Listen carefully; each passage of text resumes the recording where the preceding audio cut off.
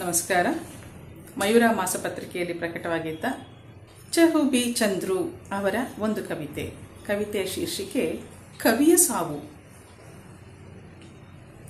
ಕವಿಯ ನಿಗೂಢ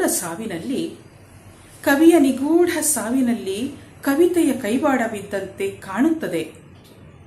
ದೂರಿನಲ್ಲಿ ಹೀಗೊಂದು ಶಂಕೆ: ಪದವೇ ಕೈಬಿಟ್ಟ ಕವಿಯು ಕವಿ ಎಂಬ ಪದನಾಮವ ಹೊರಲಾರದೆ ಕುಸಿದು ಬಿದ್ದಿರಬಹುದೆಂದು ಸಾಹಿತ್ಯ ವಲಯದಲ್ಲಿ ಬಿಸಿ ಚರ್ಚೆ.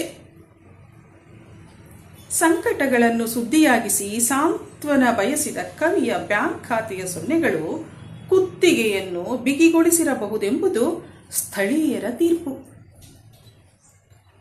ಕಂಠಪೂರ್ತಿ ಕವಿತೆಗಳನ್ನಷ್ಟೇ ಕುಡಿದು ನಶೆಯಲ್ಲಿದ್ದ ಕವಿಯ ಮೇಲೆ ಸೋಷಿಯಲ್ ಮೀಡಿಯಾ ಹರಿದು ಸಾವನ್ನಪ್ಪಿರಬಹುದೆಂದು ಸಂತಾಪ ಸಭೆಯ ಸಭಾಧ್ಯಕ್ಷರ ಅನಿಸಿಕೆ.